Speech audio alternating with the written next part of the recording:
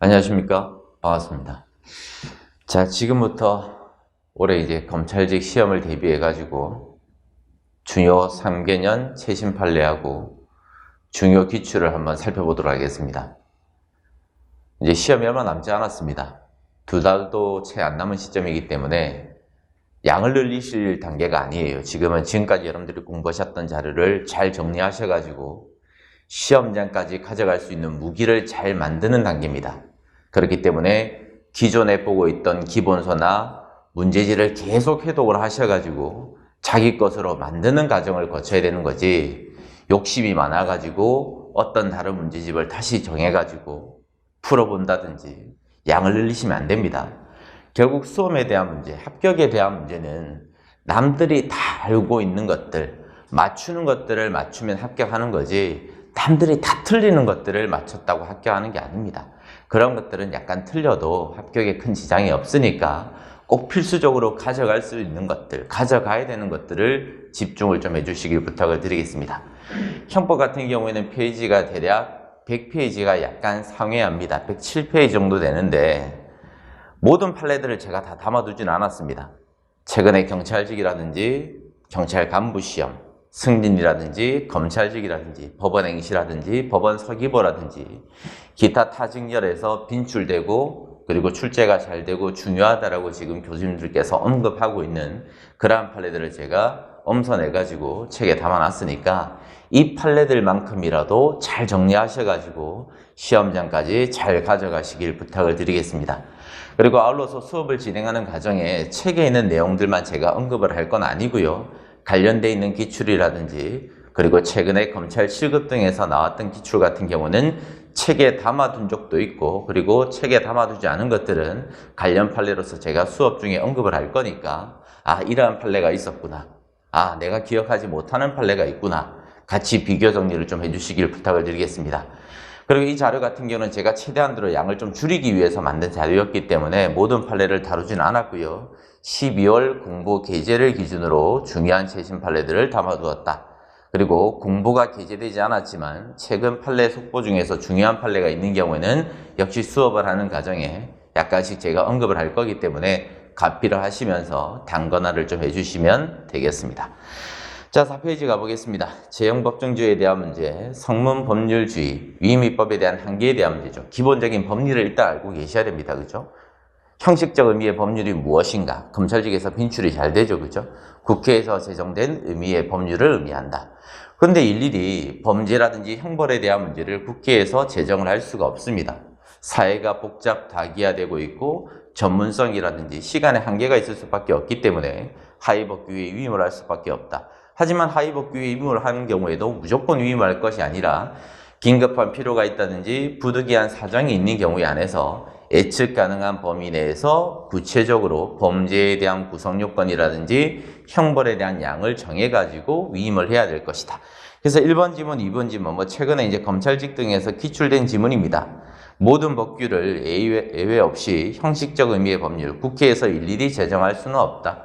사실상 불가능하다. 그래서 하위법규에 위임할 수밖에 없는 것이다. 당연히 옳은 지문이 되겠고요. 2번 지문 가보시면 수권 범위에 대한 처벌 대상, 예측할 수 있는 정도로 구체적으로 정하고 형벌에 대한 종류라든지 양이라든지 상한과 폭을 명확히 규정하면 충분하다. 이러한 경우에는 위임위법에 대한 한계를 벗어났다라고 볼 수가 없습니다. 그러면 수험에서는 위임위법에 대한 한계를 벗어난 판례가 있고요. 위임위법에 대한 한계를 벗어나지 않은 판례들이 있죠. 위임위법에 대한 한계를 벗어났는지 벗어나지 않은 것인지에 대한 판례들에 대한 문제는 판례의 양이 많지가 않습니다.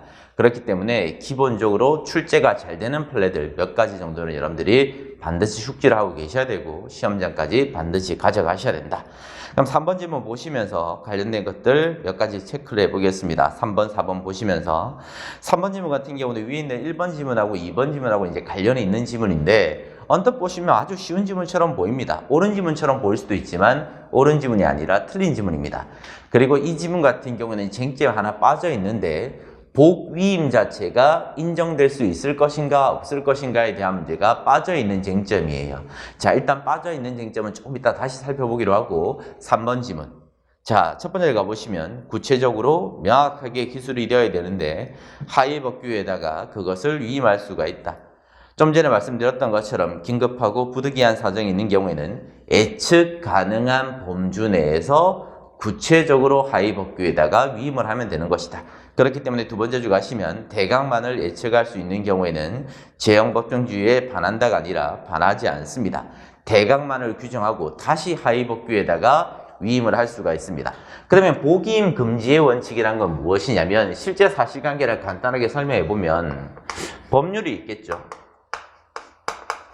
그리고 이 법률이 하위 법규에다가 다시 위임을 할 겁니다. 실제 사실관계에서는 조례에다가 이렇게 위임을 했고요.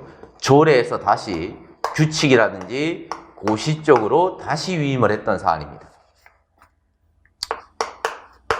지방자치단체법에 보시게 되면 뭐라고 기술되어 있냐면 주민에 대한 권리 의무에 대한 제한에 대한 부분을 하위법규에다가 이렇게 위임을 했어요. 하위법규에다가 위임을 했는데 하위법규에서 바로 위임받은 것을 고시에다가 다시 바로 위임을 하는 것은 복인 금지의 원칙으로서 허용될 수가 없습니다.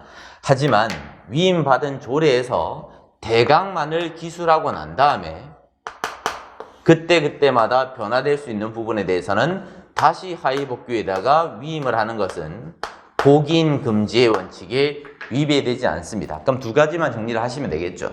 원칙적으로 위임받은 것을 바로 위임하는 것은 복임 금지의 원칙으로서 반하게 될 것이기 때문에 바로 위임을 해서는 안 되는 것이다. 하지만 위임을 받은 경우라 할지라도 대강만을 설정하고 난 다음에 변화될 수 있는 부분은 다시 하위법규에 위임하게 되는 경우에는 복임 금지 원칙에 반한다고 볼 수가 없다. 즉 위임이 허용될 수가 있는 것이고 좀 전에 말씀드렸던 것처럼 예측 가능한 범주 내에서는 구체적으로 하위법규에다가 위임을 하는 경우라 할지라도 위임입법에 대한 한계를 벗어났다고 볼 수는 없다. 이렇게 정리를 하시면 되겠습니다. 4번 가보겠습니다. 첫 번째 끝에 가시면 경품 등의 제공을 통한 사행성 조장, 여기가 키워드입니다.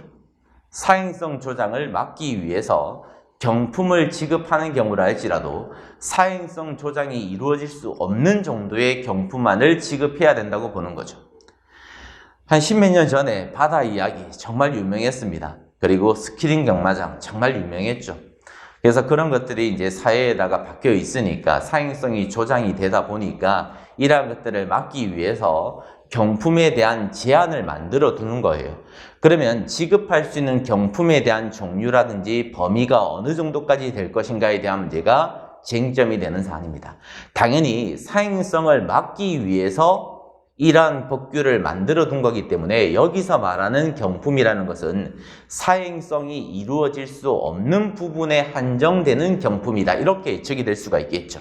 그러면 문규류라든지 또는 값싼 왕구류라든지 또는 청소년을 해칠 수 없는 정도까지의 경품이다라고 충분히 예측 가능하기 때문에 이러한 것들은 명확성 원칙에 반한다고 볼 수도 없고요. 그리고 위임입법에 대한 한계를 벗어났다라고 볼 수가 없습니다. 동지 판례 뭐가 있습니까? 빈출되는 판례 중에 공공기관 운영에 관한 법률 제53조.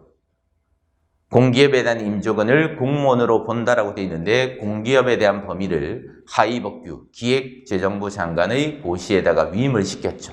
이렇게 위임을 하는 경우라 할지라도 위임입법에 대한 한계를 벗어났다고 볼 수는 없다. 왜?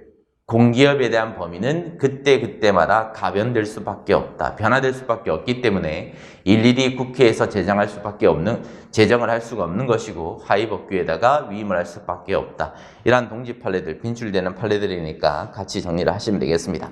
두 번째 줄 다시 내려가 보시면 경품의 종류라든지 지급 기준이라든지 제공 방법이라든지 이러한 것들을 하위법규에다가 위임을 하는 경우라 할지라도 충분히 예측 가능한 범위 내에서 위임을 했다고 봐야 될 것이고 그때 상황마다 대처를 하기 위해서 하위법규에다가 위임을 한 것이기 때문에 포괄위임 금지의 원칙에 반한다라고 볼 수 없다. 그리고 위임입법에 대한 한계를 벗어났다고 볼 수 없다. 그리고 명확성 원칙에 반한다라고 볼 수 없다. 같이 정리를 하시면 되겠습니다. 넘어가겠습니다. 자, 5페이지 가시면 로마자 2번 명확성의 원칙. 명확성 원칙에 반할 것인가 반하지 않을 것인가와 관련되어 있는 판례들은 정말 많습니다. 그죠? 뭐 지금쯤이면 기출된 판례들은 여러분들 머릿속에 다 박혀져 있어야 돼요. 그걸 지금 일일이 아직까지 암기를 하고 있다란 말은 여러분들 수험 준비가 조금 안 돼 있는 부분이 있으니까 반성을 좀 하시고요. 아직까지 한 2달 남짓 남아 있으니까 틀린 것들 계속적으로 정리하셔가지고 자기 것으로 반복을 좀 해가지고 완성을 해 주십시오.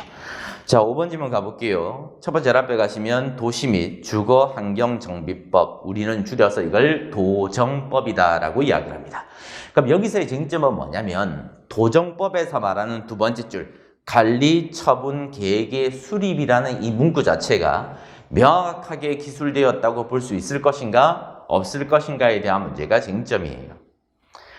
최근에 이제 법원 행시에 나왔던 최신 판례인데 관리 처분 계획에 대한 수립이 이루어지기 위해서는 조합총회의 의결을 거쳐야 되고 행정청의 인허가 처분을 받은 상태에서 관리 처분 계획의 수립이 이루어져야 됩니다. 그러면 관리 계획 수립에 대한 이런 것들이 이루어지는 이유가 무엇이냐면 관리 처분 계획의 수립을 하는 이유는 조합원에 대한 소유권에 대한 이전이 이루어질 수가 있고 조합원에 관련되어 있는 법적 지위가 이전이 될 수 있는 부분이 많기 때문에 즉 아주 중요한 부분이 있기 때문에 이러한 것들을 하기 위해서는 조합총회의 의결을 거쳐야 되고 인허가 처분을 받아야 된다고 해석을 하는 겁니다. 그렇기 때문에 관리처분 계획의 수립이라는 말은 조합원과 관련되어 있는 중요한 부분, 조합원의 법적 지위에 영향을 미칠 수 있는 부분이라고 해석이 될 수가 있기 때문에 명확하다, 명확하지 않다, 명확하다라고 볼 수가 있다. 제일 끝에 줄 가시면 명확성 원칙에 반한다라고 볼 수 없다. 옳은 지문 맞습니다. 빈출되는 판례 한 2가지 정도만 정리를 해봅시다. 동지 판례 뭐가 있습니까? 폭처법에서 말하는 활동 자체를 과연 명확하다라고 볼 수 있을 것인가? 폭처법에서 말하는 이 활동이라는 문구 자체는 다소 추상적이고 포괄적인 문구로 이루어져 있는 경우라 할지라도 어떻게 해석할 수가 있다? 건전한 법감정을 가지고 있는 사람이 충분히 예측 가능하다. 집단적 의사표시, 의사결정을 하는 것을 우리는 활동이다라고 해석을 할 수가 있기 때문에 명확성 원칙에 반한다라고 볼 수가 없겠죠. 동지 판례.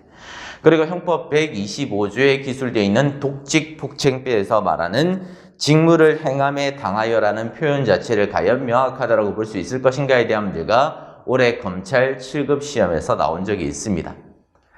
125조에서 말하는 그 문구 자체는 경찰관이 직무를 행하는 때라고 해석이 될 수가 있기 때문에 명확성 원칙에 반한다라고 볼 수가 없다. 둘 다 동지 판례니까 같이 기술해 두시고요. 이거 말고도 기출된 판례가 많으니까 여러분들이 가지고 계신 문제집 보시면서 잘 가필해 두시길 부탁을 드리겠습니다.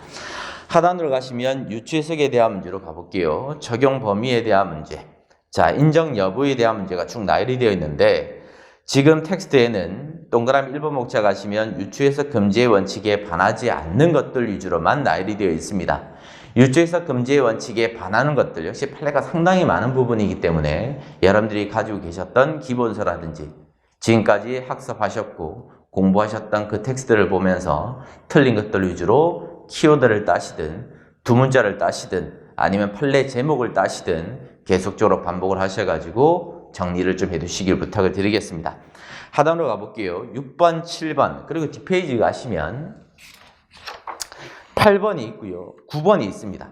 즉 6, 7, 8, 9번 지문들은 최신 판례지만 다 관련성이 있는 것들이에요.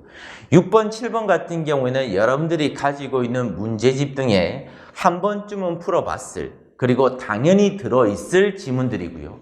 뒤에 있는 8번이라든지 9번 같은 경우에는 최신 판례고 최근에 법원 행시 등에서 나오고 있는 쟁점이기 때문에 앞에 있는 6번 지문, 7번 지문하고 같이 연결해가지고 정리를 하실 필요가 있습니다.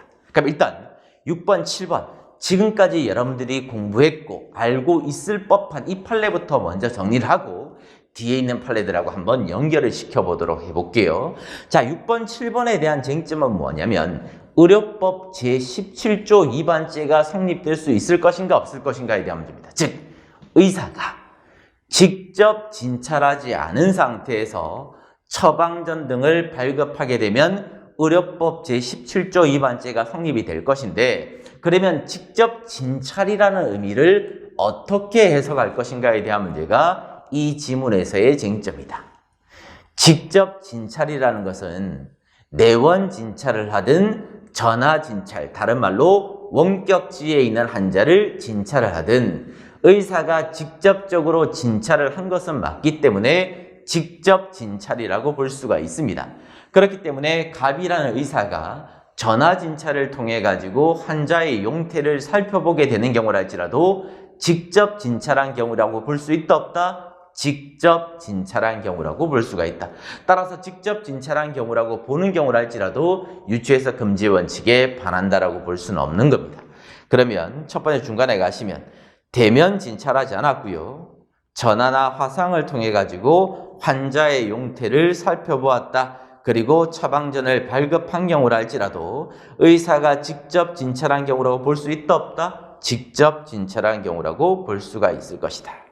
그래서 직접 진찰한 의사가 아닌 자가 처방전을 발급한 경우가 아니고요. 직접 진찰한 의사가 처방전을 발급한 경우다.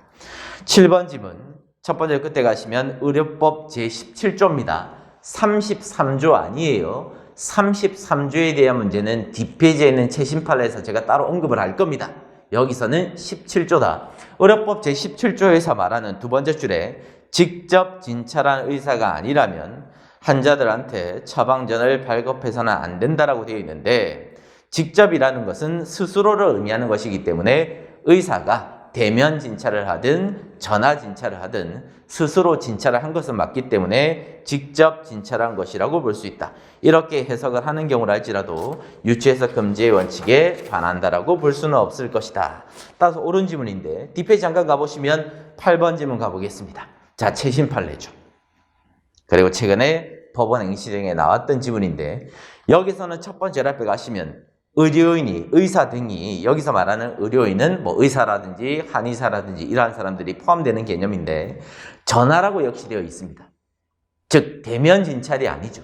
전화를 통해 가지고 원격지에 있는 환자를 진찰을 했고 그리고 처방전 등을 발급하게 되었을 때 의료행위를 하게 되는 경우에는 두 번째 줄에 의료법 17조가 아니라 33조입니다.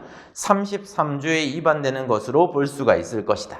이러한 경우에 환자의 보호자의 요청에 따르는 경우에도 동일하다라고 되어 있는데 자, 사실관계를 간단하게 보시면 이제 어떻게 정리를 하셔야 되냐면 갑이라는 사람은 한의사의 지위를 가지고 있는 자고 A라는 사람이 환자분이다.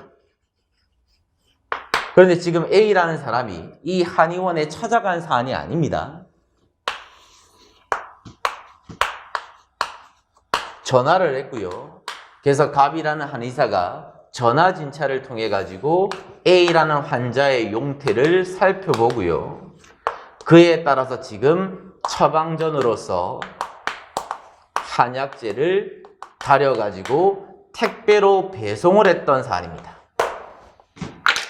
그러면 이 사실관계를 앞에 있는 6번 지문, 7번 지문 그 판례에다가 대입을 해보면 갑이라는 의료인이, 의사가 대면 진찰이든 전화 진찰이든 자기 스스로 진찰을 한 것은 맞기 때문에 몇 조는 적용되어서 성립될 수가 없고 의료법 제17조는 적용되어서 성립이 될 수가 없겠죠. 왜? 자기가 직접 진찰한 게 맞으니까. 하지만 이러한 경우는 이제는 실무상 17조로 공소 제기를 할 것이 아니라 의료법 제33조로 공소 제기를 해서 의료법 제33조에 따라서 처벌을 할 수는 있다는 거예요. 그러면 다시 돌아와서 두 번째 줄에 33조 제1항에 위반되는 행위를 하게 되었을 때, 즉 갑이라는 사람은 의료법 제17조 위반죄가 성립되는 것이 아니라 의료법 제33조 위반죄가 성립된다. 이렇게 정리를 하셔야 되겠죠. 그래서 위에 있는 판례하고 밑에 있는 이 최신 판례가 전혀 다른 판례가 아니에요. 맥락을 달리하는 판례가 아니라 실질적으로 17조에 대한 문제로 공소 제기를 하지 말고 33조에 대한 문제로 공소 제기를 해서 33조 위반죄로 처벌하면 충분하다라고 판시했다. 이렇게 정리를 하시면 수험적으로 올바르다라고 생각이 됩니다. 그 다음 밑으로 가시면 9번으로 갑시다. 자, 9번도 이제 최신 판례인데 첫 번째 앞에 가시면 의료법 제17조라고 또 되어 있네요. 그럼 좀 전에 우리가 6번 집어했을 때 의료법 제17조는 구성요건 해당성이 언제 충족이 되죠? 의사가 직접 진찰하지 않은 상태에서 처방전 등을 발급하면 의료법 제17조 위반죄가 성립이 되죠. 그럼 여기서 환자를 어떻게 해석할 것인가에 대한 문제인데, 환자를 생존하고 있는 사람이라고 한정해야 될 것인가, 아니면 죽어있는 사자에 대한 부분도 포함될 것인가에 대한 문제가 쟁점입니다. 여러분들, 처방전을 의사가 자기 마음대로 발급을 하게 되면 공공의 신뢰 자체가 해쳐질 수 있는 염려가 생기겠죠. 그리고 이 처방전 등은 민사상 또는 형사상 중요한 증거 자료로 쓸 수도 있고 자료로 쓸 수도 있습니다. 그렇기 때문에 공공의 신용을 보호할 필요성이 있는데, 임의적으로 발급하면 그 공공의 신뢰라든지 이러한 것들이 깨트려질 수가 있는 거예요. 그렇기 때문에 환자가 살아있는 사람이든 죽어있는 사람이든 갑이라는 의사가 자기 임의적으로 처방전을 발급을 해버리면 신용 자체가 깨트려질 수가 있기 때문에 처벌할 필요성이 있는 겁니다. 그렇기 때문에 제일 끝에 줄 가보시면 네 번째 줄부터 가볼게요. 네 번째 줄부터 직접 진찰한 의사만이 이를 작성 교부할 수 있도록 그 취지가 있는데, 그 밑에 줄에 실제로 존재하지 않는 허무인이나 사자인 경우라 할지라도 재형법정주의상 이를 처벌할 수 있다라고 없다라고 봐야 될 것이 아니라 있다라고 봐야 될 것이다 라고 바꾸어 주셔야 되겠죠. 그럼 동지 판례가 뭐가 있냐면, 우리가 문서재 등에서 공부하는 리딩 케이스 판례, 강남 한의원 사건 등을 떠올려 보시면 됩니다. 실제로 갑이라는 사람이, 사실관계까지도 기억하셔야 되는 판례예요. 리딩 케이스 판례이기 때문에. 갑이라는 사람은 우리나라에서 침구사 시험을 응시하려는 사람을 대행해주는 업자였습니다. 그래서 A, B, C라는 사람이 중국에 가서 침구사 시험을 치려고 했을 때 갑이라는 사람이 그것을 대행해주는 업자인데, 중국에서 침구사 시험의 시험 양식이 바뀌어져 가지고 우리나라에서 임상 경력을 가지고 있는 사람만 중국에 가서 침구사 시험을 응시할 수 있었던 거예요. 그러니까 중간에서 대행해주는 업자가 갑이라는 사람이 A, B, C라는 사람이 우리나라에서 임상 경력이 없는데도 불구하고 강남 한의원에서 임상 경력을 거쳤다라는 강남 한의원 명의의 임상 경력 증명서를 작성하게 됩니다. 즉, 허무인 명의의 명의를 도용한 거죠. 즉, 위조죄라는 것은 타인의 명의를 도용함으로써 공공의 신용, 신뢰를 깨뜨렸을 때 범죄가 성립되는 겁니다. 역시 실존하고 있는 대상뿐만 아니라 사자라든지 허무인의 명의를 도용해가지고 위조를 하게 되는 경우라 할지라도 공공의 신용은 깨쳐질 수가 있는 것이기 때문에 공문서 위조죄든 사문서 위조죄든 성립될 수 있다는 게 대법원 판례 입장이다. 그렇기 때문에 역시 마찬가지로 이 9번에서 진단서에 대한 내용 자체가 생존하고 있는 사람에 대한 내용이 아니라 할지라도 허무인인 경우라 할지라도 공공의 신용 자체가 해쳐질 수가 있기 때문에 죄가 성립될 수 있다. 이렇게 정리를 하시면 되겠고요. 밑에 있는 10번 해석방법에 대한 문제로 가보겠습니다. 첫 번째 앞에 가시면 의료법 제87조 밑줄 꺼두시고, 의료법 제87조는 뭐라고 기술이 되어 있냐면 대한민국 영역 외입니다. 영역 외에서 의료행위를 하려는 사람까지 면허를 받을 의무를 부과하고 나아가 이를 위반한 자를 처벌하는 규정이라고 볼 수 없다. 여기까지 끊으시고요. 아무 문제가 없어요. 의료법 87조의 입법 취지는 뭐냐면 대한민국 영역 외에서 의료행위를 하는 사람을 처벌하기 위한 규정이 아니고요. 대한민국 영역 내에서 의료 면허가 없는 사람이 의료행위를 하게 되었을 때 처벌하는 규정이라고 봐야 됩니다. 즉, 의료법의 입법 목적이라든지 취지라든지 목적론적 해석을 해봤을 때 이렇게 해석이 될 수가 있는 것이기 때문에 만약에 갑이라는 사람이 대한민국 영역 내에서 무면허 의료행위를 하는 게 아니라 필리핀 등 또는 하노이 등에서 우리나라 말고 우리나라 밖에서 의료 면허가 없는 상태에서 진료를 하게 되었을 때는 의료법 제87조가 성립되지 않는다라고 봐야 돼요. 그럼 이제 세 번째로 가보시면 내국인이 대한민국 영역 내가 아니라 대한민국 영역 밖에서 베트남 하노이에서 의료 면허가 없는 상태에서 리프트 시술을 한다든지 또는 지방 흡입 시술을 하게 되었을 때 의료법 제87조가 성립될 수 있다 없다? 성립될 수가 없다. 애초부터 구성요건 해당성이 없다. 이렇게 문제를 푸셔야 되겠죠. 이렇게 해석을 하는 것은 목적론적 해석 방법이다라고 이야기를 한다. 자, 그럼 정리를 해봅시다. 동지 판례 있죠. 아주 유명한 판례. 타미플루 사건이라는 판례가 있습니다. 그죠? 기출된 판례고요. 빈출되는 판례 중 하나인데 무상으로 수여하는 것도 판매 행위라고 볼 수 있을 것인가에 대한 문제예요. 엄격하게 해석을 하면 무상으로 수여하는 것은 판매 행위라고 보면 안 됩니다. 왜? 돈을 받고 이전을 해주는 게 아니기 때문에.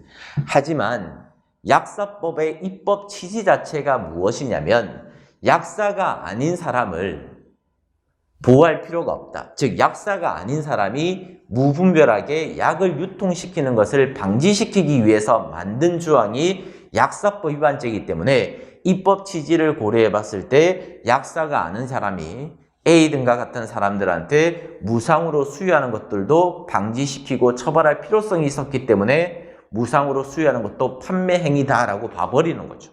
역시 마찬가지예요.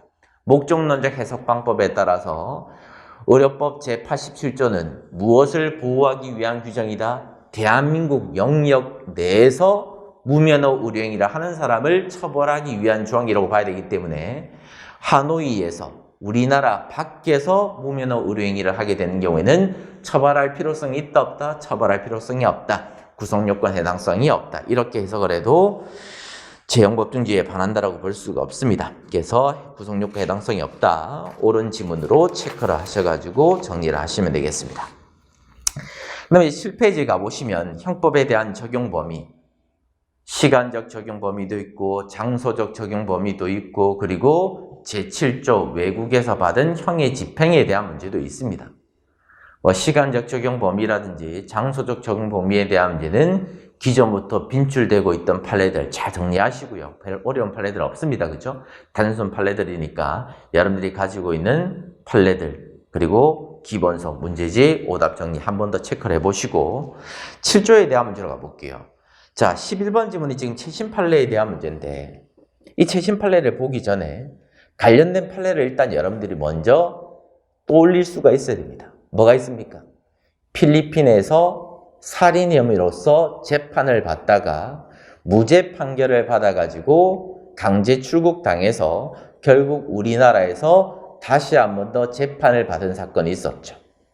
그 사건을 정리를 먼저 해보겠습니다. 빈출되는 판례고 역시 아울러서 출제될 가능성이 높기 때문에 자, 갑이라는 피고인은 지금 필리핀에서 살인 혐의로 체포가 되어서 재판을 받게 되었습니다. 그 과정에 5년 동안 구금이 되어 있었다. 하지만 증거 불충분을 이유로 해가지고 유죄 판결을 받은 자가 아니라 무죄 판결을 받고 강제 추방당해가지고 우리나라로 들어왔다. 그래서 이제 우리나라에서 다시 재판을 받게 되었을 때 일사부재리의 원칙에 반한다고 봐야 될 것인가. 그리고 미결 구금 일수를 산정을 해줄 필요가 있을 것인가. 그리고 마지막으로 형법 제7조에 따라서 반드시 산입을 해줄 필요가 있을 것인가. 이러한 세 가지의 쟁점들은 반드시 기억을 하고 계셔야 됩니다. 왜? 다 기출이니까. 그리고 빈출되는 판례니까. 그러면 먼저 일사부재리의 원칙에 반한다고 볼 수가 있겠습니까? 일사부재리의 원칙, 이중처벌 금지의 원칙에 반한다고 볼 수가 없습니다. 일사부재리의 원칙은 우리나라 영역 내에서 다시 재판을 받을 수가 없다는 것을 말하는 것이지 외국에서 지금 적용되고 있는 외국 형법에 대한 적용을 받고 다시 우리나라에서 적용되는 형법의 적용을 받는 경우에는 일사부재리의 원칙에 반한다고 볼 수가 없는 것이고요. 두 번째, 판결 선고 전 구금, 미결 구금이라고 볼 수 있는가에 대한 문제인데 미결 구금 일수에 따라서 산입을 해주려면 우리나라에서 구속이 되어서 우리나라에서 재판 절차의 원활을 위해서 구금되어 있는 경우를 말합니다. 근데 하지만 실제 그 사실관계에서는 우리나라에서 구금이 되어 있던 경우가 아니라 필리핀에서 구금이 되어 있던 경우였기 때문에 미결 구금 일수를 산입해 줄 필요도 없습니다. 그럼 마지막으로 세 번째, 제7조에 따라서 전부 또는 일부를 산입해 줄 필요가 있을 것인가에 대한 문제가 쟁점인데 7조에 따라서 전부 또는 일부를 산입을 해주기 위해서는 외국에서 유죄 판결에 대한 집행을 받은 자에 대합니다. 하지만 지금 이 사실관계는 외국에서 유죄 판결을 받은 자가 아니라 무죄 판결을 받은 자에 해당이 되기 때문에 7조가 적용될 수도 없는 것이다. 그럼 정리하셨으면 이제 11번 가보겠습니다. 형법 제7조는 죄를 지어서 외국에서 형의 전부 또는 일부가 집행되는 경우에는 전부 또는 일부를 산입한다라고 규정되어 있는데 이 산입 규정을 과연 이 피고인한테 적용할 수 있을 것인가? 근데 피고인은 누구냐? 피고인은 미국에서 키워드 국내 송환을 위해서 미결 구금된 사람, 국내 송환을 위해서 구금되어 있는 사람을 7조에 대한 적용 대상이라고 볼 수 있을 것인가에 대한 문제가 쟁점입니다. 7조 같은 경우에는 외국에서 유죄 판결을 받은 경우에 한해서 산입을 해준다는 조항에 불과한 것이지 국내 소환을 위해서 미결 구금된 사람 같은 경우에는 외국에서 지금 유죄 판결을 받은 사람도 아니고 지금 우리나라에서 판결을 받고 있는 사람도 아닙니다. 그렇기 때문에 제7조에 대한 문제로서 산입을 해줄 필요가 없습니다. 각주로 잠깐 내려가 볼게요. 국내에서 불법 촬영 범죄를 범한 외국인이 그러면 속죄주의에 따라서 우리나라의 형법이 적용이 되어야 될 것이고 외국으로 도망을 갔습니다.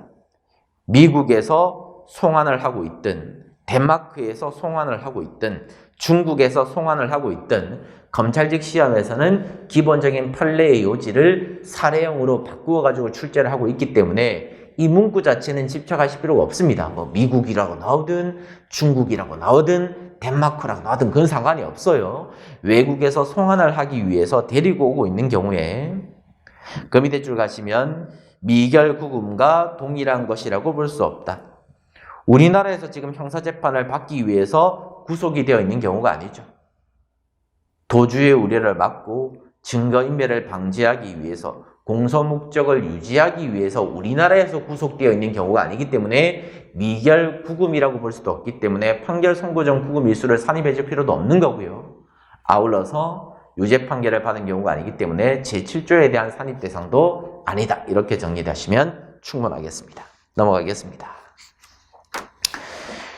그 다음에 이제 파트 2 본격적으로 범죄론에 대한 들어가 보겠습니다.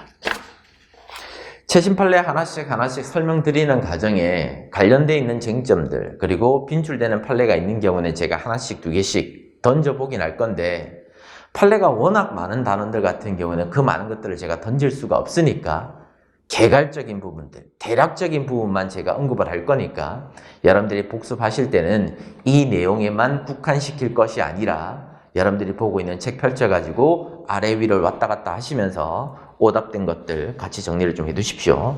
자, 10페이지 가보시면 부작위범에 대한 문제로 가보겠습니다. 일단 부작위범을 공부할 때는 부작위범에 대한 성립 요건과 관련되어 있는 기출된 판례, 빈출된 판례를 여러분들이 모두 정리하고 계셔야 됩니다. 그죠?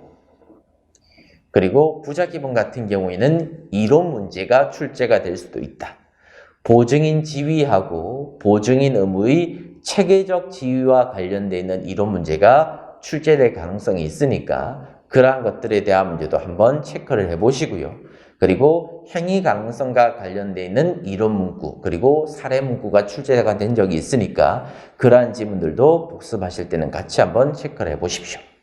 법계 조선, 법령이라든지 법률행위라든지 가로 열고 계약이라든지 가로 닫고 그리고 선행행위를 통해서 그리고 사회상규를 통해서도 자기 의무가 인정이 될 수가 있다. 그와 관련되어 있는 판례들 가지치기 해가지고 같이 연결해 두시고 부진정 부작위범이 성립되기 위한 특수한 요건이 있습니다.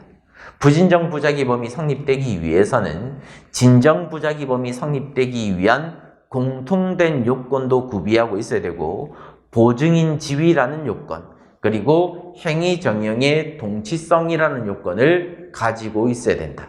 행위정형의 동치성이라는 요건은 법 조문에 기술되어 있는 요건이 아닙니다. 형법 제18조에 기술되어 있는 요건이 아니에요. 최근에 경찰직 등에서 이러한 지문이 기출로서 출제가 된 적이 있죠. 판례의 법리로서 인정되고 있는 것들인데 그럼 행위정형에 대한 동치성은 무엇이냐? 부자기를 하는 것이 자기를 하는 거하고 동일한 형법적 가치가 인정이 되었을 때 부진정 부자기범이 인정되는 것으로 보자는 게 바로 행위정형의 동가치성이죠. 그러면 1번, 2번, 3번. 물론 이 판례는 18, 19, 20 정확하게 말씀드렸을 때 최신 3견이라고 볼 수는 없습니다. 하지만 최근 들어서 워낙 빈출되고 있는 판례이기 때문에 17년 판례이긴 하겠지만 제가 한번 넣어둔 겁니다. 자, 1번. 사실관계가 쭉 나열이 되어 있으니까 여러분들이 먼저 빠르게 한번 읽어보시죠. 공사대금을 주기로 했는데 공사대금을 주지 않자 피고인이 열받는다고 공사자재를 치우지 않고 그대로 두었다. 방치를 하게 되었을 때 부자기에 의한 업무방해죄가 성립된다고 볼 수 있는가에 대한 문제가 쟁점입니다. 그러면 부자기에 의한 업무방해죄가 성립이 되기 위해서는 보통 업무방해죄는 자기법 형식으로서 성립되는 범죄인데 부자기를 통해서 성립된다. 즉 업무방해죄는 진정부자기범이 아니라 부진정부자기범이다. 그럼 부진정부자기범이 성립이 되려면 공사자재를 치우지 않는 것이 적극적으로 자기 행위를 통해서 업무를 방해하는 것하고 동일한 형법적 가치가 인정이 되어야 되겠죠. 근데 판례는 단순하게 치우지 않는 것은 적극적으로 위력을 사용해서 자기를 사용해서 업무를 방해하는 행위라고 보기는 힘들기 때문에 행위정형의 동치성이 인정이 될 수가 없었기 때문에 업무방해죄가 성립되지 않는 사안입니다.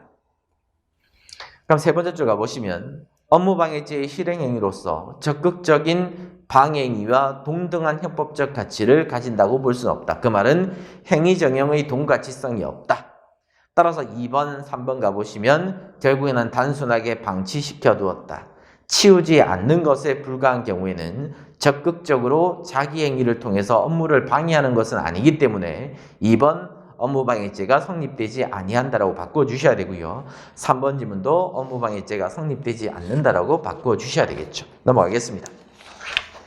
11페이지 고의에 대한 문제로 가보겠습니다. 자, 4번 지문 가보시면 만취자 불능미수 사건에 대한 판례의 법리가 나열되어 있는데 만취자 불능미수 사건은 나중에 뒤에 불능미수 단원 가서도 제가 자세하게 한번 살펴볼 사안입니다. 그런데 거기서 살펴볼 쟁점들은 미수와 관련되어 있는 쟁점이고 여기서 관련되어 있는 쟁점은 고의의 인식 대상과 관련되어 있는 쟁점이에요. 자, 중강간죄가 성립이 되려면 어떤 요건을 구비해야 됩니까? 다시 한 번 더. 중강간죄가 성립이 되려면 어떤 요건을 구비해야 됩니까? 강간죄하고는 차이가 있죠. 강간죄가 성립이 되려면 체협의의 폭행 협박을 개시를 해야 됩니다. 하지만 중강간죄 같은 경우에는 체협의의 폭행 협박 자체가 구성요건이 아닙니다. 항거 불능 상태 또는 심신상실 상태에 빠져 있는 자를 가늠하면 중강간죄가 성립이 된다. 그러면 객관적 구성요건 요소가 뭐죠? 피해자가 항거 불능 상태 또는 심신상실 상태에 빠져 있을 것이 객관적 구성요건 요소죠. 그러면 고의라는 것은 객관적 구성요건 요소를 인식하는 것이기 때문에 피해자가 항거불능 상태에 빠져 있구나, 피해자가 심신상실 상태에 빠져 있다는 점을 인식하고 있어야 된다, 없어야 된다? 인식을 하고 있어야 되겠죠. 바로 그 쟁점입니다. 그러면 4번 행위의 주체, 객체, 결과 등에 대한 인식을 가지고 있어야 될 것이고 구성요건 중에 특별한 행위 양태, 양태에다가 동그라미 딱 쳐두시고 양태라는 것은 상황, 형태 이러한 것들을 의미한다. 한자어입니다. 양태라는 것은 행위에 대한 상황이라든지 형태라든지 이러한 것들을 말한다. 그렇기 때문에 중강간죄가 성립이 되려면 특별한 행위 양태로서 피해자가 항거불능 상태라든지 심신상실 상태에 빠져 있다는 것을 인식을 하고 있어야 된다, 없어야 된다? 인식을 하고 있어야 된다. 그럼 이제 관련된 쟁점 정리해 봅시다. 고의의 인식 대상, 객관적 구성요건 요소를 인식하는 것이다.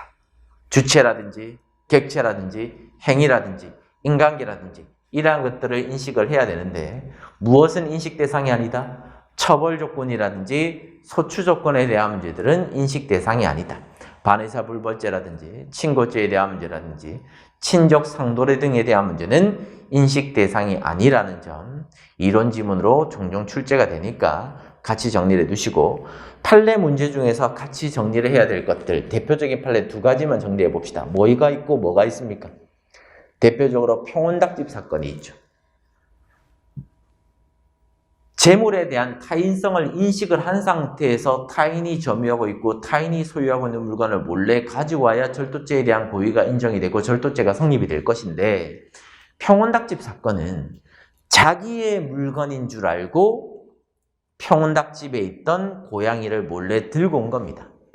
그러면 이 물건은 자기의 물건이라고 생각하고 있기 때문에 절도죄의 객체로서 타인에 대한 재물성을 인식을 못하고 있는 경우죠. 따라서 절도죄에 대한 고의가 부정이 되는 사안이고, 두 번째, 아버지 물건이라고 오신한 상태에서, 본가 소유 물건이라고 오신한 상태에서 그 물건을 몰래 가지고 왔습니다. 설사 아버지 물건이라고 할지라도 아버지는 타인 아닙니까? 아버지도 타인에 해당이 되겠죠. 그렇기 때문에 아버지 물건이라고 생각을 한 경우랄지라도 타인 물건에 대한 부분은 인식을 하고 있기 때문에 몰래 들고 왔다면 절도죄에 대한 고의가 인정이 될 것이고, 친족 상도례는 고의의 인식 대상이다 아니다? 아니다. 그렇기 때문에 어차피 친인적 관계가 인정이 된다면 친족 상도례가 인정이 될 것이고, 친족 관계가 인정되지 않는 경우에는 친족 상도례가 적용이 되지 않겠죠. 고의의 인식 대상이 아니기 때문에 친족 상도례가 적용되지 않을 것이고, 왜? 아버지 물건이 아니라 다른 사람 물건이었으니까. 따라서 범죄의 성립과 처벌에 영향을 미칠 수 없겠죠. 자, 4번 지문은 옳은 지문. 5번으로 가보겠습니다. 자, 주관적 요소로서 고의를 부인하게 되는 경우에 두 번째 줄이 틀렸습니다. 언뜻 읽어보시면 지금 5번 지문 같은 경우에는 옳은 지문처럼 보이겠는데, 최근에 이제 검찰 7급 등에서 나왔던 기출 지문이다. 행위자가 또는 피고인이 자기의 행위에 대한 고의를 부인하고 있습니다. 저는 범죄를 범한 적이 없습니다. 저는 살인을 한 적이 없습니다. 저는 때린 적이 없습니다. 저는 절취한 적이 없습니다. 끝까지 부인을 하면 그걸 결국에는 수사기관에서 결국 여러분들이 입증을 해야 되는 부분인데, 그걸 어떻게 입증할 것인가에 대한 문제예요. 고의라는 것은 머릿속에 들어있는 주관적 사실입니다.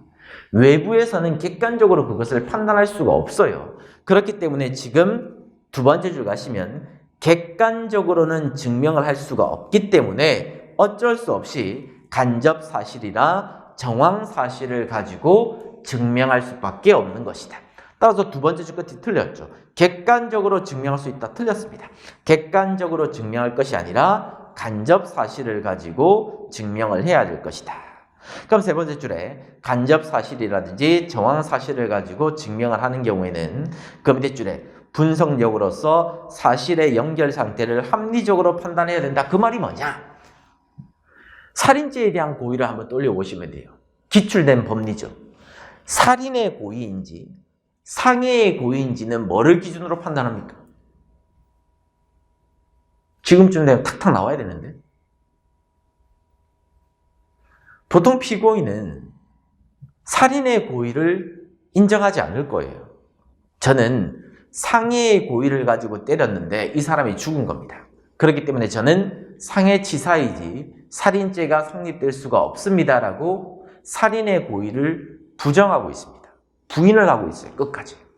이러한 경우에는 공격 방법이라든지 상처의 부위라든지 공격의 정도라든지 이러한 것들을 종합적으로 해석을 해서 판단해야 되겠죠. 만약에 피고인이 식칼을 가지고 왼쪽 가슴을 찔렀습니다. 그럼 피고인은 아무리 상해의 고의라고 주장을 한들 이거는 상해의 고의라고 봐야 되겠습니까? 살인의 고의라고 봐야 되겠습니까? 살인의 고의라고 봐야 되겠죠. 그 말이 바로 밑에 있는 문구라고 보시면 돼요. 간접 사실이나 정황 사실에 따라서 판단해야 될 것인데 합리적인 연결 상태를 가지고 판단을 해야 될 것이다.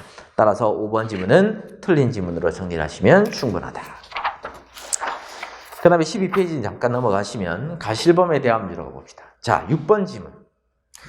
역시 이 지문은 최신 판례라고 볼 수는 없는데 제가 수업을 하는 과정에 이 지문은 검찰직 지문이긴 한데 질문을 너무 많이 받았기 때문에 제가 한번 넣어봤습니다. 일명 단경 변증 사건입니다.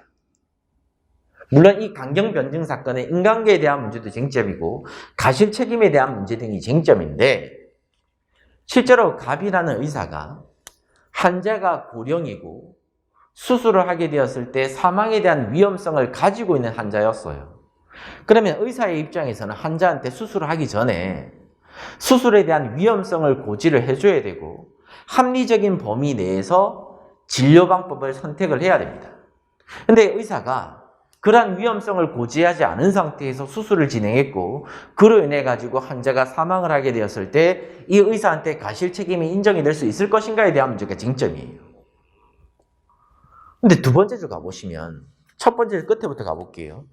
이 문구를 지금 이해를 못 하시던데, 의사는 적절한 진료 방법을 선택할 수 있는 재량을 가지고 있다. 여기까지는 문제가 안 됩니다. 의사는 자기가 가지고 있는 지식이라든지 경험에 비추어 봤을 때 올바른 진료라고 선택하는 그 방법을 선택하면 돼요. 재량이 있기 때문에. 근데 문제는 첫 번째 끝에 어떤 진료 방법을 선택하였더라도 이 부분이 틀린 겁니다. 어떤 진료 방법이 아니라, 예를 들어서 갑이라는 사람이 의사라고 가정을 해봅시다. A라는 환자를 진료를 한다든지 치료를 할 겁니다. 근데 만약에 A라는 환자를 진료하거나 치료하는 방법이 10가지가 있다고 칩시다. 예를 들어서 1번부터 10번까지의 방법이 있다고 쳤을 때 1번부터 10번 중에서 아무거나 선택을 해도 상관이 없다는 게 아니에요. 만약에 A라는 환자가 고령이고 간경화 상태, 다른 말로 간경변증입니다. 간이 좋지 않습니다. 이러한 사람은 1번, 2번, 3번, 4번, 예를 들어서 5번까지의 진료를 하게 되면 사망에 대한 위험성이 있고 6, 7, 8, 9, 10을 선택하면 사망에 대한 위험성이 없다라고 가정을 해봅시다. 그러면 아무리 재량을 가지고 있다 할지라도 1번부터 10번까지 중에서 아무거나 선택할 게 아니라 적어도 합리적인 범위 내에서 6번에서 10번까지의 진료 방법 중에서 올바르다고 생각하는 것을 선택을 하면 되겠죠. 그렇기 때문에 어떤 진료 방법 중에 하나를 선택할 것이 아니라 합리적인 범주 내에서 자기가 맞다고 생각하는 것을 선택을 하는 것은 상관없겠는데, 위험성이 높은데도 A라는 환자를 진료하기 위해서 1번을 선택했다 또는 2번을 선택했다, 이거는 잘못된 방법이라고 봐야 되겠죠. 왜? 과실이 있는가 없는가에 대한 여부를 판단할 때는 같은 업무라든지 또는 같은 직무에 종사하는 일반적 보통인을 기준해서 판단하면 되는 것이기 때문에 다른 을이라는 의사라든지 병이라는 의사의 입장에서 봤을 때도 1번에서 5번까지는 시술이나 진료를 했을 때 사망의 위험성이 매우 높기 때문에 당연히 선택을 안 할 거 아니에요. 미치지 않고서는. 그렇기 때문에 당연히 이 범주 내에서 선택을 하는 게 맞겠죠. 그럼 어떤 진료 방법을 선택하였다가 아니라 A 또는 B라는 합리적인 범주 내에서 진료 방법을 선택했다면 A를 선택했다고 B를 선택하지 않은 것에 대해서는 가실이 있다고 볼 수 없다. 이렇게 읽으시면 됩니다. 그래서 결국 6번 지문은 틀린 지문입니다. 결과적 가중법으로 가보겠습니다. 자, 지금 지문에 하단에 가시면 역시 최신 판례는 아닌데 최근에 검찰 7급 중에서 나왔고 역시 질문을 많이 받고 있는 지문이기 때문에 결과적 가중법을 한번 정리하는 과정에 살펴보기 위해서 지문으로 넣어뒀습니다. 실수를 한 게 아니고요. 그냥 제가 의도로 해서 넣어둔 겁니다. 일단 결과적 가중법에 대한 성립 요건. 어떤 판례를 기억하고 계셔야 됩니까? 부진정 결과적 가중법을 판례가 긍정하고 있는가, 부정하고 있는가. 두 번째, 부진정 결과적 가중법의 재수관계에 대한 법리.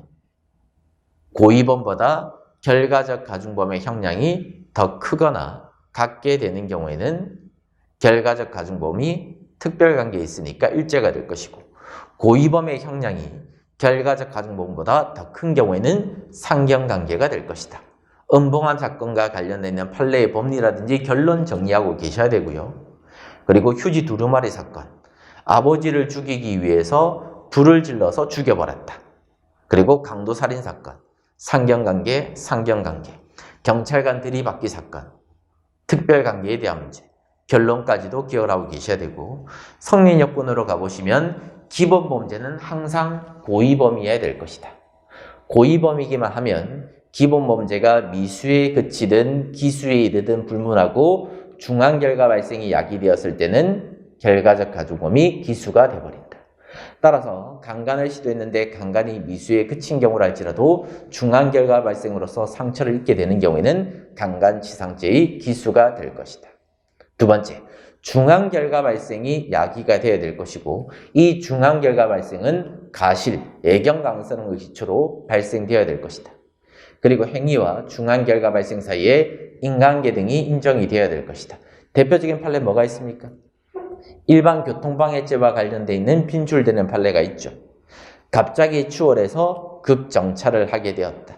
그 과정에 연쇄적으로 추돌이 일어났고 사람들이 죽거나 다치게 되었을 때 일반 교통방해죄 치사항죄가 성립이 될 수 있을 것인가? 갑자기 급정차를 하게 되면 뒤따라오는 차량들이 추돌할 수가 있는 것이고 추돌을 하다 보면 사람이 죽거나 다친다는 중앙결과 발생을 충분히 예상을 할 수가 있다. 애경 가능성도 인정이 되고 인간계도 인정이 된다. 따라서 일반 교통방해 치사항죄 성립이 됩니다. 그죠? 그리고 빠져있는 쟁점이 뭐죠? 중간에 피해자의 가실행위가 개입된 경우라 할지라도 사회 통념상 충분히 예상될 수 있는 범주에 불과하다면 인간계는 당연히 인정이 될 것이다. 그러한 것들을 같이 정리하고 계셔야 되고 그 다음에 이제 결과적 가중범에 대한 공범에 대한 부분을 정리하고 있어야 되겠죠. 판례는 결과적 가중범에 대한 공범을 긍정하고 있다, 부정하고 있다, 긍정하고 있는 입장이다. 행위 공동설의 입장을 취하고 있기 때문에 결과적 가중범에 대한 공범이 당연히 인정이 될 것이고 다만 결과적 가중범에 대한 공범이 성립되기 위해서는 중앙결과 발생을 같이 하겠다는 의사는 가지고 있을 필요는 없다. 중앙결과 발생에 대한 애경 가능성만 있다면 공범관계가 인정이 될 수가 있을 것이고 마지막으로 이제 교사범에 대한 문제를 정리를 해야 되겠죠. 상해를 교사했는데 피교사자가 상해에 이른 것이 아니라 더 나아가서 사람을 죽이게 되었을 때 과연 교사를 한 이 갑이라는 사람한테 상해죄에 대한 교사가 될 것인가 아니면 상해치사에 대한 교사가 될 것인가에 대한 문제가 쟁점이다. 통사례형 문제로 출제가 된 적이 있습니다. 검찰직 시험은 특히 통사례형 문제를 좋아하죠. 뭐 매년 출제가 된다고 볼 수는 없겠지만 거의 대부분 한 문제 정도는 출제가 되는 것 같아요. 평균 잡아봤을 때 한 문제 이상인 것 같아요. 어떤 경우는 안 나오는 경우도 있겠지만 많이 나올 때는 3-4문제가 나오는 경우도 있습니다. 이론 문제를 통사례로 만드는 경우도 있고 판례 문제를 통사례형 문제로 만들어가지고 출제하는 경우도 있죠. 대표적으로 이 사례 자체가 판례 사안을 통사례로 바꾸어서 출제한 지문입니다.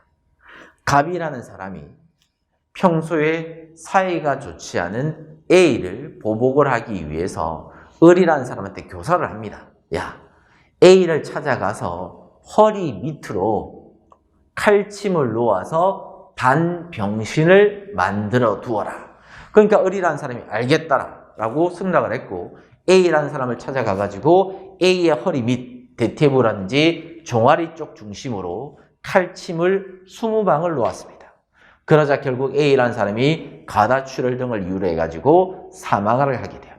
이러한 경우에 과연 을이라는 사람의 죄책은 어떻게 될 것이며 갑이라는 사람의 죄책은 어떻게 될 것인가에 대한 문제예요. 그럼 통사례로 보통 나왔을 때는 7번에 나왔다고 칩시다. 뭐 중요한 건 아니니까 대충 판서를 할게요. 사례가 블라블라블라블라 이렇게 나온다. 그러면 1번 위 사례에서 갑의 죄책은 무엇이고 을의 죄책은 무엇이다. 2번 위 사례에서 갑의 죄책은 무엇이고 을의 죄책은 무엇이다. 이렇게 나오는 거예요. 그럼 이제 정리해 봅시다. 을의 죄책은 뭐가 되겠습니까? 상해치사? 살인? 상해치사가 아니라 살인죄가 성립이 됩니다. 왜 그러냐면 좀 전에도 말씀드렸던 것처럼 피고인은 상해의 고의를 주장하고 있고 살인의 고의 자체를 부인하게 있는 경우라 할지라도 공격방법이라든지 상처 부위라든지 이러한 것들을 종합적으로 해석을 해서 판단한다. 그러면 심장부 쪽을 찌른 건 아니라 할지라도 을이라는 사람이 A의 허리춤 밑으로 허벅지나 종아리 쪽을 집중적으로 가격을 했다면 사람이 죽을 수 있다는 점이 충분히 예견됩니까? 예견되지 않습니까? 예견되는 것이고, 그리고 상처 부위라든지 공격 방법을 종합적으로 해석해 봤을 때 을이라는 사람은 상해의 고의를 인정할 것이 아니라 살인의 고의를 인정해야 되니까 을은 살인죄가 성립이 되는 거예요. 그 다음에 이제 갑이라는 사람한테는 중환결과 발생에 대한 예견 가능성이 있었기 때문에 상해치사죄에 대한 교사가 성립이 될 것이다. 그럼 제일 끝에 갑은 상해치사죄의 교사범위 성립한다. 옳은 지문으로 체크를 하시면 되겠습니다. 그래서 보통 쉽게 출제가 되는 경우에는 지금 해설에 있는 판결 요지가 그대로 복붙되어서 출제가 됩니다. 예견 가능성이 있으면 상해치사의 교사, 예견 가능성이 없으면 상해의 교사. 하지만 좀 어렵게 출제가 되는 경우에는 최근에 검찰 7급 등에서 나왔던 것처럼 또는 경찰 간부 시험 등에서 나왔던 것처럼 통사례형 문제 형식으로 나올 수도 있으니까 사실관계까지도 정확하게 좀 정리를 해주시길 부탁을 드리겠습니다. 그 다음에 이제 13페이지 정당방위부터는 10분만 쉬고 다시 하겠습니다.